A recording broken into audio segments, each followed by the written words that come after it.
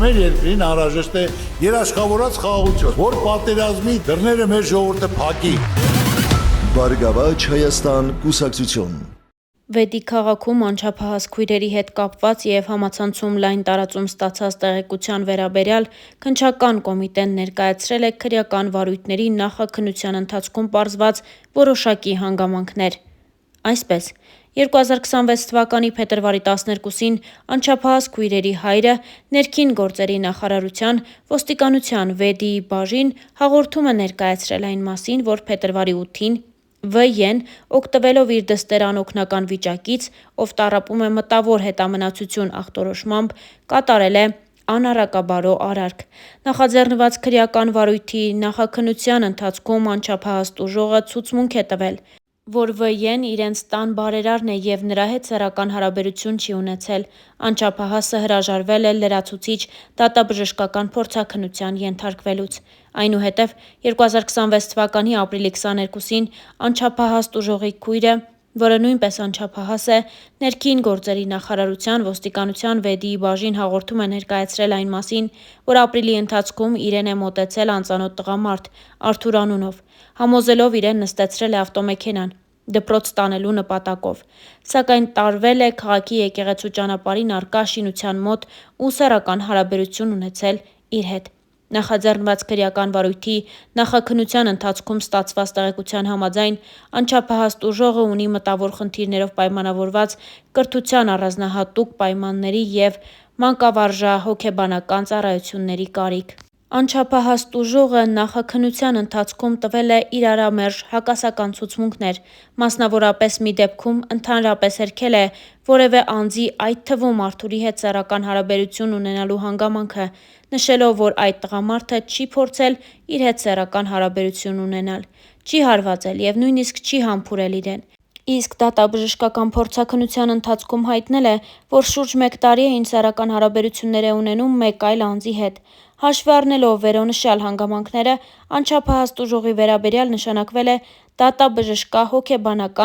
դատահոգեբանական համալիր փորձաքննություն։ Հարցաքննվել են անչափահասների մատնանշած անձինք, անչափահասների ընտանիքի անդամները, մանկավարժները։ Համապատասխան օպերատիվ հետախուզական միջոցառումներ իրականացնելու վերաբերյալ հանձնարարություններ են տրվել հետաքննության մարմնին։ Դեպքի իրական հանգամանքները պարզելու նպատակով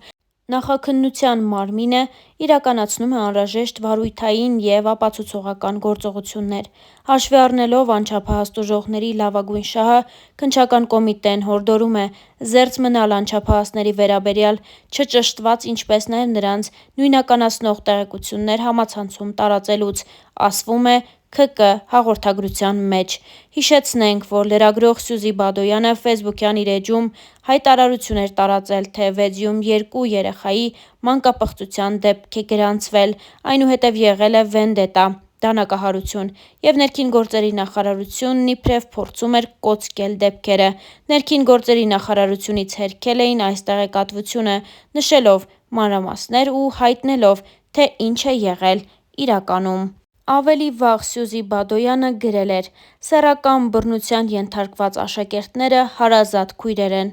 Վեդու 2 տարբեր դպրոցներում սովորող աշակերտներ, որոնցից մեկը ավագ դպրոցում սովորողն ունի առողջական խնդիրներ, ինչի պատճառով նաև հոգեբանական խոշտանգումների է ենթարկվել սեռական ոտնձգությունից հետո։ Իսկ երկրորդին, երբ բռնությամբ այլասեռված գործողություններ անելուց հետո երեխան ասել էր բոլորին, կասեմ, 65-ամյա տղամարդը ձեռքերը կոկորդին սեղմելով երեխային սպառնացել էր, թե կխեղդի։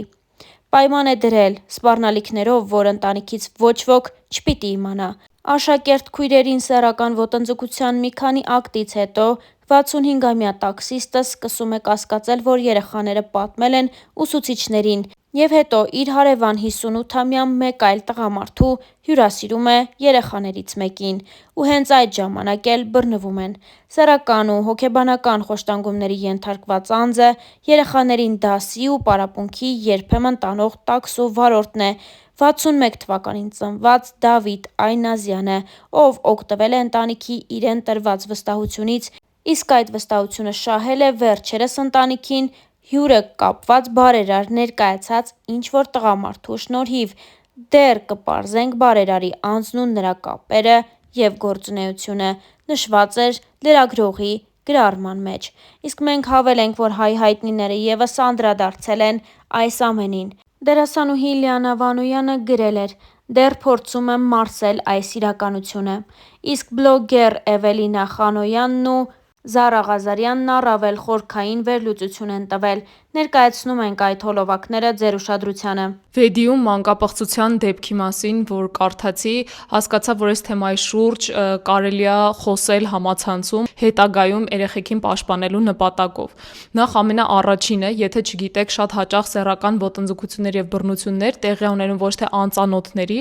այլ ընտանիքի կողմից վստահելի մարդկանց, շատ հաճախ ցավոք սրտի հենց ընտանիքի անդամների եւ բարեկամների կողմից։ Սա իհարկե սարսափելի է, բայց հնարավորության դեպքում աշխատեք ձեր երեխաներին չթողնել այտենց վստահելի մարդկանց, բարեկամների մոտ։ Իհարկե երբեք չես ուզում կասկածել ինչ-որ ծանոթի վրա, բայց ստատիստիկան ցույց է տալիս, որ դա հաճախ ընտանիքին ամենամոտ կանգնած մարդիկ են լինում։ Երկրորդ եւ ոչ պակաս կետը դա երեխաների հետ սեռական դաստիարակության, սեռական կրթության թեմաներով բաց խոսելն է։ Իհարկե յուրաքանչյուր տարիքին համապատասխան բառապաշարով, բայց երեխաները պետք է իմանան ինչն է թույլատրելի, ինչը թույլատրելի չի։ Շատ երեխաներ չգիտեն, որ օրինակ իրանք մեծահասակին կարան ասեն ոչ, կարան ինչ-որ բանից հրաժարվեն։ Ձեր երեխաների հետ բաց, իրենց տարիքին համապատասխան խոսեք, որ իրենց մարմնի մասերին ոչ մեկ իրավունք չունի կպնել։ Երրորդը, որ կարծում եմ նաև շատ խորացնում է խնդիրը, դա երեխայի ու ծնողի միջև այդ ապահով կապի բացակայությունն է լինում, որ երեխան իրան վստահ չի զգում, որ գա ծնողին պատմի խնդրի դեպքում։ Դա կլինի դպրոցում բուլինգ, սեռական ոտնձգություն, տարբեր խնդիրների դեպքում։ Անկեղծ ընտանիքներ կա, երեխան դուրսը պատահական ընկնում է, գալիս է տուն պատմում, մի հատ դրա համար տունը ծեծում են, եւ ես սա չեմ չափազանցնում։ Երեխան պետքա վստահ լինի, որ տունը ապահով միջավայր է եւ ինքը խնդրի դեպքում կարա գա պատմի եւ ինքը չի ենթարկվելու բռնության, իրան չեն մեղադրելու, այլ հակառակը այդ հարցը լուծվելու է։ Ու չորրորդ խնդիրը, որը կարծում եմ Հայաստանում առհասարակ սեռական բռնությունների դեպքում դեռ շատ մեծ խնդիր է, դա հաճախ զոհին մեղադրելն է։ Հիմնականում քննարկվում է ինքը ինչ էր հագել, ինչ էր իրան տենց պահում, ինչ էր էս X տեղը գնացել։ Որևէ դեպքում պատասխանատվությունը բռնարարից չի ընկնում զոհի վրա